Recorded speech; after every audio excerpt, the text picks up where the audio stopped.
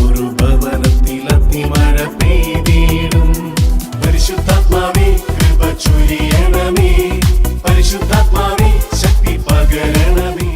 നിങ്ങൾ നിൽക്കുന്ന സ്ഥലത്ത് ഓ കർത്താവിന്റെ ശക്തി ഈ ശുശ്രൂഷ സമയത്ത് വെളിപ്പെടാൻ ആഗ്രഹിച്ച് കൈയടിച്ച് പരിശുദ്ധാത്മാവേ, ഒരു പുതിയ അഭിഷേകം, ഒരു പുതിയ ശക്തി ഈ ശുശ്രൂഷ സമയത്ത് എൻ്റെ മേൽ വെളിപ്പെടട്ടെ. ആഗ്രഹിക്കണം, പ്രാർത്ഥിക്കണം എല്ലാവരും. യോർദാൻ നദിക്കരയിൽ പ്രാവിൻ രൂപത്തിൽ വന്ന് അഭിഷേകമായി തീർന്ന പാവനാത്മാവേ, ലോകസുഖമേകും അശുദ്ധിയിൽ നിന്നും കാത്തുരക്ഷിച്ച അനുഗ്രഹമേകിടണേ. യോർദാൻ നദിക്കരയിൽ പ്രാവിൻ രൂപത്തിൽ വന്ന് അഭിഷേകമായി തീർന്ന പാവനാത്മാവേ, ലോകസുഖമേകും അശുദ്ധിയിൽ നിന്നും കാത്തുരക്ഷിച്ച അനുഗ്രഹമേകിടണേ.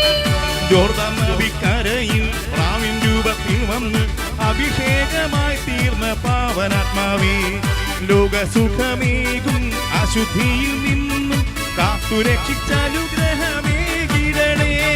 യോർദാൻ നദിക്കരയിൽ പ്രാവിൻ രൂപത്തിൽ വന്ന് അഭിഷേകമായി തീർന്ന പാവനാത്മാവേ, ലോകസുഖമേകും അശുദ്ധിയിൽ നിന്നും കാത്തുരക്ഷിച്ച അനുഗ്രഹമേകിടണേ. നിറയണമേ നിറയണമേ, കവിയണമേ കവിഞ്ഞൊഴുകണമേ. നിറയണമേ നിറയണമേ, ആമേൻ. കവിയണമേ കവിഞ്ഞൊഴുകണമേ. കരങ്ങൾ ഉയർത്തി നിറയണമേ നിറയണമേ. നിറയണമേ, ആമേൻ. കവിയണമേ കവിഞ്ഞൊഴുകണമേ. പഠിക്കേ. നിറയണമേ നിറയണമേ, കവിയണമേ. കവിയണമേ കവിഞ്ഞൊഴുകണമേ. രണ്ട് കരങ്ങൾ സ്വർഗത്തിലേക്ക് ഉയർത്തി ദൈവജനം ഒരുമിച്ച് ആഗ്രഹിച്ച് പ്രാർത്ഥിക്കട്ടെ. ഓ പരിശുദ്ധാത്മാവേ, ഇപ്പോൾ പ്രാർത്ഥിച്ചുകൊണ്ടിരിക്കുമ്പോൾ തന്നെ എന്റെ ശിരസ് മുതലുള്ള കാല് വരെ അത്ഭുത ശക്തി വെളിപ്പെടട്ടെ. കർത്താവെ, ഞങ്ങൾ വിശ്വസിച്ച് പ്രാർത്ഥിക്കുന്നു. എല്ലാ തടസ്സങ്ങളും മാറുവാൻ ഞങ്ങൾ ആഗ്രഹിച്ച് പ്രാർത്ഥിക്കുന്നു. കർത്താവെ, അങ്ങ് ഞങ്ങളോട് സംസാരിക്കണമേ. കർത്താവെ, അങ്ങ് ഞങ്ങളോട് സംസാരിക്കണമേ. കർത്താവെ, അങ്ങ് ഞങ്ങളോട് സംസാരിക്കണമേ. ഈ ശുശ്രൂഷ സമയത്ത് കർത്താവെ, നിന്റെ ശക്തി വെളിപ്പെടട്ടെ. തടസ്സങ്ങൾ മാറട്ടെ. കൃപ കൊണ്ട് നിറയപ്പെടട്ടെ. ഒരു പുതിയ അഭിഷേകം നിറയപ്പെടട്ടെ. Hallelujah hallelujah hallelujah hallelujah hallelujah. യേശുവേ, ആരാധന ആരാധന ആരാധന ആരാധന ആരാധന ആരാധന ആരാധന ആരാധന ആരാധന ആരാധന ആരാധന. Hallelujah hallelujah hallelujah. യേശുവേ നന്ദി, യേശുവേ സ്തുതി, യേശുവേ ആരാധന. Hallelujah hallelujah hallelujah hallelujah. രണ്ട് കരങ്ങളും നെഞ്ചോട് ചേർത്ത് കണ്ണുകളടച്ച് പ്രാർത്ഥിക്കുക. എൻ്റെ പ്രിയപ്പെട്ട സഹോദരങ്ങളെ, നമ്മൾ ഈ ശുശ്രൂഷയിൽ പങ്കെടുക്കുന്ന ഈ സമയം നിങ്ങൾ നിൽക്കുന്ന സ്ഥലത്തേക്ക് കർത്താവിൻ്റെ ശക്തി വെളിപ്പെടുകയാണ്. ഇവിടെ നിന്ന് പ്രാർത്ഥിക്കുന്നത് നിന്റെ ഉള്ളിൽ അത്ഭുതകരമായിട്ട് വെളിപ്പെടുന്ന സമയമാണ്. ആഗ്രഹിച്ച് പ്രാർത്ഥിക്കണം. ഈശോയെ, ഞാനായിരിക്കുന്നിടത്ത് ഇപ്പോൾ എൻ്റെ ജീവിത സാഹചര്യങ്ങളിൽ കർത്താവെ, അങ്ങ് എന്നോട് സംസാരിക്കണമേ. ഒരു വ്യക്തിയും ആഗ്രഹിക്കുക, ഈശോ നിന്നോട് സംസാരിക്കും. ഈശോയെ, എൻ്റെ ഇന്നത്തെ പ്രശ്നത്തിൽ, എൻ്റെ ഇന്നത്തെ ജീവിത സാഹചര്യത്തിൽ കർത്താവെ, അങ്ങ് എന്നോട് സംസാരിക്കണമേ. കർത്താവെ, അങ്ങ് എന്നിൽ ഇടപെടണമേ. ഓരോ വ്യക്തിയും ആഗ്രഹിച്ച് പരിശുദ്ധ അമ്മയോട് ചേർന്ന് പ്രാർത്ഥിക്കാം. നന്മ നിറഞ്ഞ മറിയമേ സ്വസ്തി, കർത്താവ് അങ്ങയോട് കൂടെ സ്ത്രീകളിൽ അങ്ങ് അനുഗ്രഹിക്കപ്പെട്ടവളാവുന്നു. അങ്ങയുടെ ഉദരത്തിൻ ഫലമായി ഈശോ അനുഗ്രഹിക്കപ്പെട്ടവനാവുന്നു. പരിശുദ്ധ മറിയമേ, തമ്പുരാന്റെ അമ്മേ, പാപികളായ ഞങ്ങൾക്ക് വേണ്ടി ഇപ്പോഴും ഞങ്ങളുടെ മരണസമയത്തും തമ്പുരാനോട് അപേക്ഷിക്കണമേ. ആമേൻ. ശോമസിഹായിക്കും സ്തുതിയായിരിക്കട്ടെ. വലതും ഇടതും നിൽക്കുന്നവർക്ക് നന്നായിട്ടൊന്ന് പുഞ്ചിരിച്ച് ഒരു സ്തുതി കൊടുത്തേ. ഈശോ മിശിഹായ്ക്ക് സ്തുതിയായിരിക്കട്ടെ. എന്നിട്ട് സ്വസ്ഥമായിട്ട് ഇരിക്കുക. നമ്മളെന്താ കുഴപ്പം? നമ്മൾ ഒത്തിരി പ്രാർത്ഥിക്കുന്നുണ്ടല്ലോ. നമ്മൾ ദൈവസ്വരം കേൾക്കാതെ നമ്മൾ അങ്ങോട്ട് പറഞ്ഞുകൊണ്ടിരിക്കുക. നമ്മൾ 24 മണിക്കൂറും ദൈവത്തോട് പറഞ്ഞുകൊണ്ടിരിക്കുക. ചിലരുടെ സ്വഭാവം റേഡിയോ പോലെയാണെന്നൊക്കെ പറയത്തില്ലേ? റേഡിയോട് തിരിച്ചു പറയാൻ പറ്റത്തില്ല. റേഡിയോ ഇങ്ങനെ പറഞ്ഞുകൊണ്ടിരിക്കും. നമ്മൾ ദൈവത്തോട് ഇങ്ങനെ പറഞ്ഞുകൊണ്ടിരിക്കുവല്ലേ. ഇനി ഈ കാലഘട്ടത്തിൽ നമ്മൾ ചെയ്യേണ്ട കാര്യമാണ് വചനം പഠിപ്പിക്കുന്നത്. നമ്മൾ ശാന്തമാവുക, ദൈവസ്വരം കേൾക്കുക. എന്താ ഗുണമെന്നറിയോ? നമ്മൾ ഇന്ന് അനുഭവിക്കുന്ന ഏത് പ്രശ്നത്തിനുമുള്ള പരിഹാരം ദൈവം ആ പ്രശ്നത്തിൽ തന്നെ ഒളിപ്പിച്ച് വെച്ചിട്ടുണ്ട്. പിടികിട്ടിയോ? ഇങ്ങോട്ട് നോക്കി, ഞാൻ പറയാം. നമ്മൾ ഇന്ന് അനുഭവിക്കുന്ന ഒരു പ്രോബ്ലം, ഏത് കാര്യവുമായിക്കോട്ടെ, വീട്ടിലെയോ വ്യക്തിപരമായ ഏത് കാര്യം നിങ്ങൾ ശ്രദ്ധിച്ചോ, ആ പ്രോബ്ലത്തിനുള്ള സൊല്യൂഷൻ ദൈവം ആ പ്രശ്നത്തിന്റെ അകത്ത് തന്നെ ഒളിപ്പിച്ച് വെച്ചിട്ടുണ്ടെന്ന്. നിന്നെ ഒരു പ്രശ്നത്തിലോട്ട് ദൈവം അനുവദിച്ചു വിട്ടപ്പോൾ ആ പ്രോബ്ലത്തിനുള്ള പരിഹാരം അവിടെ ഇരിപ്പുണ്ട്. ആമേൻ, ആമേൻ. യോഹന്നാന്റെ സുവിശേഷം, ഒരു കുഞ്ഞു വചനം വായിച്ചാൽ ഇത് മനസ്സിലാവും. യോഹന്നാന്റെ സുവിശേഷം 6-ാം അധ്യായം 6-ാം തിരുവചനം വായിച്ചേ. യോഹന്നാന്റെ സുവിശേഷം 6-ാം അധ്യായം 6-ാം വചനം. ഒരു കുഞ്ഞു വചനമാണ്, നമുക്ക് വളരെ പരിചിതമായ വചനമാണ്. ഒന്ന് വായിച്ചേ. യോഹന്നാന്റെ സുവിശേഷം 6-ാം അധ്യായം 6-ാം തിരുവചനം. അവനെ പരീക്ഷിക്കാനാണ് യേശു ഇങ്ങനെ ചോദിച്ചത്. യെസ്. എന്തു ചെയ്യണമെന്ന് യേശു നേരത്തെ മനസ്സിൽ കരുതിയിരുന്നു. കണ്ടോ? അപ്പം വർദ്ധിപ്പിക്കുന്ന ഒരു സാഹചര്യം, ഒരു അത്ഭുതത്തെ നമ്മുടെ മുമ്പിൽ അവതരിപ്പിച്ചിട്ട് യോഹന്നാൻ സുവിശേഷകൻ ഒരു കാര്യം നമ്മളോട് പറയുവാണ്. അപ്പം വർദ്ധിപ്പിക്കുന്ന ആ ഒരു രംഗം വല്ലാണ്ട് ഒരു സ്ട്രഗിൾ ഉള്ള ഒരു സമയമാണ്. ജനം വിശന്നിരിക്കുന്നു, എന്തു ചെയ്യണമെന്നറിഞ്ഞുകൂടാ, മൊത്തം കൺഫ്യൂഷൻ. അവിടെ ഇരിക്കുന്ന ശിഷ്യന്മാർക്ക് ഒരു എത്തും പിടിയും കിട്ടുന്നില്ല. അവരിങ്ങനെ ഞെരിപിരി കൊള്ളുന്നു, അസ്വസ്ഥമാകുന്നു. എന്നാൽ ബൈബിൾ വചനം പറയുന്നു, എന്തു ചെയ്യണമെന്ന് യേശു നേരത്തെ കരുതിയിരുന്നു. ഹല്ലേലൂയ. അതായത് നമ്മൾ ഇന്ന് അനുഭവിക്കുന്ന ഒരു ക്രൈസിസ് പ്രശ്നത്തിന്റെ മുമ്പിൽ നിൽക്കുമ്പോൾ നമ്മൾ അറിഞ്ഞിരിക്കേണ്ട ഒരു കാര്യം, ആ പ്രശ്നത്തിനുള്ള പരിഹാരം ദൈവം നേരത്തെ തന്നെ മുൻകൂട്ടി കണ്ടിട്ടുണ്ട്. ആ പ്രശ്നത്തിനുള്ള പരിഹാരം അതിന്റെ നടുവിലുണ്ടെന്ന്. Praise the lord. ഇസ്രായേൽ ജനത്തെ ദൈവം നയിച്ചപ്പോൾ ഈ ചെങ്കടലിന് നേരെയാണ് നയിക്കുന്നത് ദൈവത്തിന് അറിഞ്ഞുകൂടെ? അറിയാലോ. ദൈവം ഇസ്രായേൽ ജനത്തെ ചെങ്കടലിന് നേരെ തിരിച്ചു വിടുമ്പോഴത്തേക്ക് ദൈവത്തിന് ഉള്ളിൽ കൃത്യമായ ഒരു പദ്ധതി ഉണ്ടെന്ന്. ആ കടലുണ്ടെങ്കിൽ കടലിൽ മറികടക്കാനുള്ള ഒരു പരിഹാരവും ദൈവം ആ പ്രശ്നത്തിൽ കരുതി വെച്ചിട്ടുണ്ട്.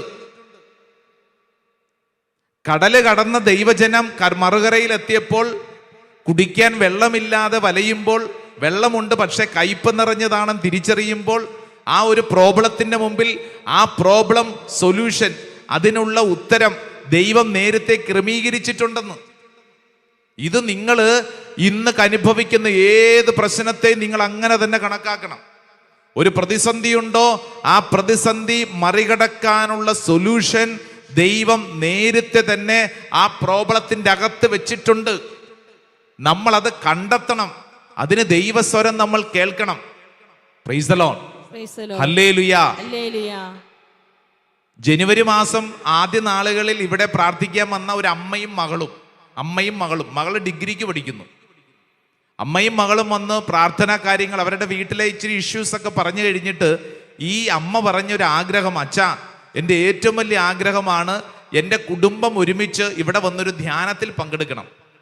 ഉടനെ മകള് ചിരിച്ചോണ്ട് പറഞ്ഞു, അച്ഛാ ഇത് അമ്മയുടെ സ്വപ്നം മാത്രമാണ്, നടക്കാതെ പോകുന്ന സ്വപ്നം. കാരണം എൻ്റെ ഡാഡി ഒരു പ്രത്യേക സ്വഭാവക്കാരനാണ്. അദ്ദേഹം ഒരിക്കലും ഈ പോട്ടയിലോ ധ്യാനത്തിനോ വരത്തില്ല. അപ്പോൾ അമ്മ പറഞ്ഞു, ഭാര്യ പറഞ്ഞു, ശരിയാ, മോള് പറഞ്ഞത് ശരിയാ, അയാൾക്ക് ഇത് ഇഷ്ടമല്ല. പക്ഷെ അച്ഛൻ ഇതെൻ്റെ വലിയൊരു ആഗ്രഹമാണ്. ദൈവസന്നിധിയിൽ ഞാൻ ഈ നിയോഗം വെച്ചുകൊണ്ട് നാളുകളായി പ്രാർത്ഥിക്കുന്നു. അച്ഛാ ഒരിക്കലും ഈ നിയോഗം നടക്കും അച്ഛാ. അപ്പൊ മോൾ അമ്മയെ നോക്കി കളിയാക്കി. പിന്നെ ഡാഡി ധ്യാനത്തിന് വന്നത് തന്നെ അമ്മയ്ക്ക് വട്ട. അമ്മ ഇങ്ങനെ പറഞ്ഞോണ്ട് നടന്നു, ആ ഡാഡി ഒന്നും വരാൻ പോകുന്നില്ല. അപ്പോൾ ഉടനെ അമ്മ മോളോട് പറഞ്ഞു, എടി നീ നോക്കിക്കോ, നിന്റെ അപ്പൻ ഇവിടെ ധ്യാനത്തിന് വരും. എന്നിട്ട് ഈ സ്ത്രീ, അതായത് ഈ ഭാര്യ, അമ്മ, ഭർത്താവ് ഇവിടെ ധ്യാനത്തിന് വരാൻ വേണ്ടി വ്യക്തിപരമായ ചില ത്യാഗങ്ങളും പ്രാർത്ഥനകളും ഏറ്റെടുത്തോണ്ടിരുന്നു. ഞാനിത് പറയുമ്പോൾ ജനുവരി മാസത്തെ നമ്മുടെ അവസാനത്തെ താമസിച്ചുള്ള ധ്യാനത്തിന് ഒരു കുടുംബം ധ്യാനത്തിന് വന്ന് അവസാനം ഈ കുടുംബത്തെ കണ്ട് സംസാരിച്ചു കഴിഞ്ഞ് പോകാൻ നേരത്ത് കുടുംബനാഥ എൻ്റെ മുമ്പിൽ വന്നൊരു കാര്യം പറഞ്ഞു, അച്ഛാ വർഷങ്ങളായുള്ള എൻ്റെ പ്രാർത്ഥനയുടെ ഉത്തരമാണ് ഈ ധ്യാനം. Price the Lord. ഹല്ലേലൂയ. എന്നിട്ട് ദേ ഭർത്താവിനെ വിളിച്ച് അടുത്ത് നിർത്തിയിട്ട് പറഞ്ഞു, അച്ഛാ, ഞാൻ ഈ മനുഷ്യന് വേണ്ടിയിട്ടാണ് ഇത്രയും നാളും ഞാൻ പ്രാർത്ഥിച്ചുകൊണ്ടിരുന്നത്. അച്ഛാ, എനിക്കറിയാമായിരുന്നു ഒരു ദിവസം ഒരു ധ്യാനത്തിന് ഈ മനുഷ്യൻ ഇവിടെ വരുമെന്നുള്ളത്. അപ്പൊ ഞാൻ ചോദിച്ചു, ഇതെങ്ങനെയാണ് പെട്ടെന്ന് വളരെ അത്ഭുതകരമായിട്ട് ഭർത്താവ് എങ്ങനെ ഈ ധ്യാനത്തിന് വരാൻ തീരുമാനിച്ചു? അച്ഛാ, അതാണ് എനിക്ക് പിടുത്തം കിട്ടാത്തത്. കഴിഞ്ഞ ദിവസം ഞാനും മകളും കൂടെ പറഞ്ഞു, ഞങ്ങൾ പോട്ടയിൽ ധ്യാനിക്കാൻ പോവാണ്. അപ്പനോട് ഇതിനു മുമ്പ് പലതവണ ചോദിച്ചിട്ടുള്ളതാണ്, എങ്കിലും ചോദിക്കണ്ടേ എന്ന് കരുതി ഒരു മര്യാദയ്ക്ക് ചോദിച്ചു, അപ്പൻ വരുന്നുണ്ടോ? മോള് പോയി ചോദിച്ചു, ഡാഡി വരുന്നുണ്ടോ? പുള്ളി പറഞ്ഞു, ഞാൻ നിങ്ങളുടെ കൂടെ വരുന്നുണ്ട്, ഞാൻ നിങ്ങളുടെ കൂടെ വരുന്നുണ്ട്. ഈ സ്ത്രീ പറയുകയാണ്, അച്ഛാ, ഞാൻ ഇദ്ദേഹം ഇത് പറഞ്ഞപ്പോൾ സത്യത്തിൽ ഞാൻ അവിടെ നിന്ന് കരഞ്ഞുപോയി. കാരണം നാളുകളായിട്ട് ഞാൻ പ്രാർത്ഥിച്ചുകൊണ്ടിരുന്നൊരു വിഷയത്തിനുള്ളൊരു ഉത്തരമാണ്. ഇനി ഒന്നും വേണ്ട അച്ഛാ, എൻ്റെ ഒരു നിയോഗം അതായിരുന്നു. അച്ഛാ, അതെ, ധ്യാനം ഞങ്ങൾ ഇവിടെ ഒരാഴ്ച കൂടി ഇന്ന് തിരിച്ചു പോകുമ്പോൾ ഈ ദിവസങ്ങളിൽ ദൈവം ചൊരിഞ്ഞ അത്ഭുതങ്ങൾക്ക് കയ്യും കണക്കുമില്ല അച്ഛാ. ആന്തരിക സൗഖ്യം ഞങ്ങൾക്ക് ലഭിച്ചപ്പോൾ ഞങ്ങളുടെ കുടുംബ ബന്ധത്തിൽ വർഷങ്ങളായിട്ടുള്ള നീറ്റലും പുകച്ചിലും പലതരത്തിലുള്ള മനസ്സിന്റെ പിണക്കങ്ങൾ പരസ്പരം മനസ്സിലാക്കാനുള്ള കൃപ കർത്താവ് ഞങ്ങൾക്ക് തന്നു. Hallelujah, hallelujah. ഒന്ന് കൈയടിച്ച് ഈശോയ്ക്ക് നന്ദി പറഞ്ഞേ. ഇതെന്തിനാ കൈയടിച്ചെന്നറിയോ? എൻ്റെ പ്രിയപ്പെട്ടവരെ, നമ്മൾ കൃത്യമായിട്ടൊരു കാര്യം മനസ്സിലാക്കണം. നിന്നെ ഒരു പ്രതിസന്ധിയിലേക്ക് ദൈവം ഇങ്ങനെ അനുവദിച്ച് വിട്ടിട്ടുണ്ടെങ്കിൽ, നിന്റെ കുടുംബത്തിൽ ഒരു ക്രൈസിസ് ഇന്ന് നീ അനുഭവിക്കുന്നുണ്ടെങ്കിൽ, അതിനുള്ള ഉത്തരം കൂടെ ആ പ്രശ്നത്തിൽ ദൈവം ഒളിപ്പിച്ച് വെച്ചിട്ടുണ്ടെന്ന്. 5 അപ്പം 10,000 എങ്ങനെ വീതിച്ചു കൊടുക്കുമെന്ന് ശിഷ്യന്മാർ തല പുകഞ്ഞ് ആലോചിച്ചുകൊണ്ടിരിക്കുമ്പോൾ ബൈബിൾ വചനം പറയുന്നു, ഈശോ ഇതിനുള്ള ഉത്തരം നേരത്തെ മനസ്സിൽ കരുതിയിരുന്നു. ഇത് നമ്മുടെ വ്യക്തിപരമായ ജീവിതത്തിൽ ഒന്ന് സ്വീകരിച്ചേ. നമ്മുടെ അനുദിന ജീവിതത്തിൽ നമ്മൾ കടന്നു പോകുന്ന ഏത് വിഷയത്തിനും ഉത്തരമുണ്ടെന്ന്. ഉത്തരമില്ലാത്തൊരു പ്രതിസന്ധി ഇല്ല. അതേത് കാര്യമാണെങ്കിലും അതിനൊരു ഉത്തരമുണ്ട്. വലതുകരത്തിൽ ഉയർത്തിപ്പിടിച്ച് ഒച്ചത്തിൽ പറഞ്ഞേ ആമേൻ, ആമേൻ, ആമേൻ. അപ്പോൾ ദൈവം പറയുന്ന ഈ ഉത്തരം കേൾക്കാൻ നമ്മൾ തയ്യാറാവുക എന്നുള്ളതാണ് പ്രധാനം. ദൈവം നമ്മളോട് സംസാരിക്കും. പലപ്പോഴും നമുക്ക് സംഭവിക്കുന്ന കാര്യം എന്താണെന്നറിയാവോ? നമ്മൾ ഒരു ക്രൈസിസ് വരുമ്പോൾ നമ്മൾ സെൽഫ് ടോക്ക് നടത്താൻ തുടങ്ങും. സ്വയം നമ്മൾ സംസാരിക്കാൻ തുടങ്ങും. ഇങ്ങോട്ട് നോക്കിക്കേ. സെൽഫ് ടോക്ക് എന്ന് പറഞ്ഞു കഴിഞ്ഞാൽ നമ്മൾ നമ്മളോട് തന്നെ ചോദ്യങ്ങൾ ചോദിച്ച് നമ്മൾ നമ്മളോട് തന്നെ ഉത്തരം കണ്ടെത്താൻ തുടങ്ങും. അതത്ര നല്ല കാര്യമല്ല. കാരണം നമ്മുടെ ഉള്ളിൽ നമ്മൾ നേരത്തെ തന്നെ ചില ഉത്തരങ്ങൾ കണ്ടുവച്ചിട്ടുണ്ട്. ആ ഉത്തരങ്ങളാണ് നമ്മൾ അപ്ലൈ ചെയ്യാൻ ശ്രമിക്കുന്നത്. അത് പരാജയമായിട്ട് മാറും. ഏതെങ്കിലും ഒരു ഇഷ്യൂ വന്നു കഴിയുമ്പോൾ ഉടനെ തന്നെ നമ്മൾ നമ്മളോട് തന്നെ ആലോചിക്കാൻ തുടങ്ങുന്നു. ആലോചിക്കാൻ തുടങ്ങുമ്പോൾ നമ്മുടെ ഉള്ളിൽ കടന്നു വരുന്നത് മുഴുവൻ പോസിറ്റീവായ കാര്യങ്ങൾ വല്ലതുമാണോ? അല്ല. നമ്മുടെ കുറവ്, നമ്മുടെ പരാജയം, നമ്മുടെ വീട്ടിലെ അവസ്ഥ, ഇത് നമ്മുടെ തലയ്ക്കകത്തോട്ട് വന്ന് നമ്മളെ ഭാരപ്പെടുത്താൻ തുടങ്ങും. 3 പ്രാവശ്യം IELTS പരീക്ഷ എഴുതിയ പെൺകുട്ടി കഴിഞ്ഞ ദിവസം പ്രാർത്ഥനാ സഹായത്തിന് വിളിച്ചപ്പോൾ എന്നോട് പറഞ്ഞു, അച്ഛാ, ഇനി ഞാൻ എഴുതുന്നില്ല. ഞാൻ ചോദിച്ചു, അതെന്താ? അല്ല, ഇനി എഴുതി ജയിക്കണ്ടേ? ഓ, ഇനി ഞാനങ്ങ് എഴുതി ജയിക്കാൻ പോണില്ല അച്ഛാ. ഞാൻ പറഞ്ഞു, ആര് പറഞ്ഞു?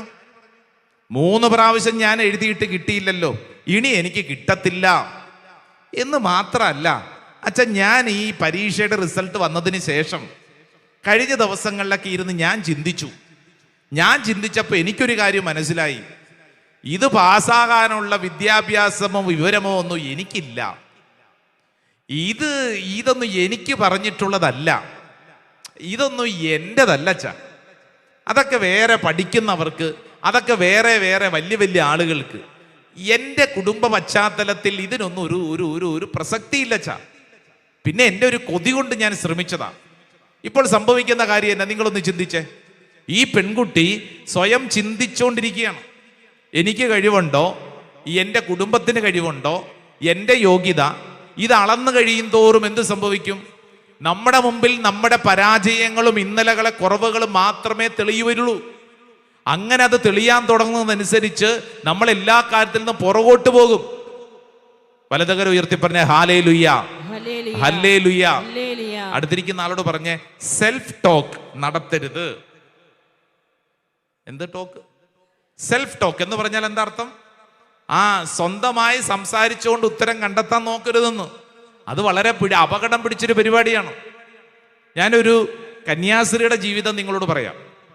ഒരു റെവറൻഡ് സിസ്റ്റർ, ഈ സിസ്റ്റർ ക്രിസ്റ്റീന 1988 ഇറ്റലിയിൽ ജനിച്ച ഒരു സിസ്റ്ററാണ്. ഈ സിസ്റ്റർ വളരെ ഫേമസ് ആയിട്ടുള്ള സിസ്റ്ററാണ്. സിംഗിങ് നൺ എന്ന പേരിൽ ഈ സിസ്റ്റർ അറിയപ്പെടും. സിസ്റ്റർ ക്രിസ്റ്റീന എന്ന് പറഞ്ഞു കഴിഞ്ഞാൽ, പ്രത്യേകിച്ച് കൊറോണ കാലത്തിന് മുമ്പ് ആ സമയങ്ങളിലൊക്കെ നമ്മുടെ യൂട്യൂബിലൊക്കെ തരംഗമായിരുന്നൊരു സിസ്റ്ററാണ് singing nun, sister Christina. Ursuline sisters of the holy family, ആ സഭയിലെ അംഗമായിരുന്നു. ഈ സിസ്റ്റർ വോയിസ് ഓഫ് ഇറ്റലി 2014 ഒരു റിയാലിറ്റി ഷോയിലൂടെയാണ് ജനഹൃദയങ്ങളിൽ ഇടം പിടിച്ചത്. അപ്പം അന്ന് ആ കാലഘട്ടം തൊട്ട് 2014 തൊട്ടുള്ള സമയങ്ങളിൽ നമ്മളെ റിയാലിറ്റി ഷോകളിലൊക്കെ എപ്പോഴും ഈ സിസ്റ്ററിൻ്റെ പാട്ടും ഈ കാര്യങ്ങളും എന്ന് മാത്രമല്ല കുഞ്ഞു കുഞ്ഞു റീൽസ് ആയിട്ടൊക്കെ ഇതിങ്ങനെ പുറത്ത് വന്നുകൊണ്ടിരുന്നു. ഇത് വളരെ ഹരം പിടിപ്പിച്ചിരുന്നൊരു കാര്യമാണ് 2014 മുതൽ. എന്നാൽ 2022 ഈ സിസ്റ്റർ സന്യാസ സഭ ഉപേക്ഷിച്ചു പോയി, സമർപ്പണ ജീവിതം ഉപേക്ഷിച്ചു പോയി. സിസ്റ്റർ ക്രിസ്റ്റീന വെറും ക്രിസ്റ്റീനിയായിട്ട് ഇപ്പോൾ ജീവിക്കുന്നു, ഇപ്പോഴും ജീവിച്ചിരിക്കുന്ന ഒരു സിസ്റ്ററാണ്. ഞാനിത് നിങ്ങളുടെ മുമ്പിൽ പറയാനൊരു കാരണമുണ്ട്. ഇത് പല മാധ്യമങ്ങളിലും ചർച്ച ചെയ്യപ്പെട്ടൊരു വിഷയമായതുകൊണ്ടും ഈ സിസ്റ്ററിൻ്റെ ഇൻ്റർവ്യൂ യൂട്യൂബിലൊക്കെ ഉണ്ട്. ഇപ്പം ഈ സിസ്റ്ററിനോട് ചോദിക്കുകയാണ്, ഇൻ്റർവ്യൂ നടത്തുന്ന ആള്, സിസ്റ്ററെ എന്തുകൊണ്ടാണ് സന്യാസ സഭ ഉപേക്ഷിച്ചത്?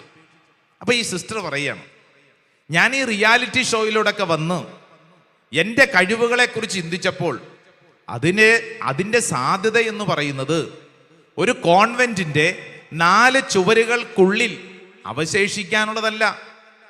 പ്രത്യേകിച്ച് ഈ കൊറോണ കാലമൊക്കെ വന്നപ്പോഴത്തേക്ക് ഈ സിസ്റ്റർ കുറേ സമയം, ഷോകളൊന്നും ഇല്ലല്ലോ, അപ്പോൾ കുറേ സമയം ഒറ്റയ്ക്കിരുന്ന് ഇങ്ങനെ ചിന്തിക്കാൻ തുടങ്ങി.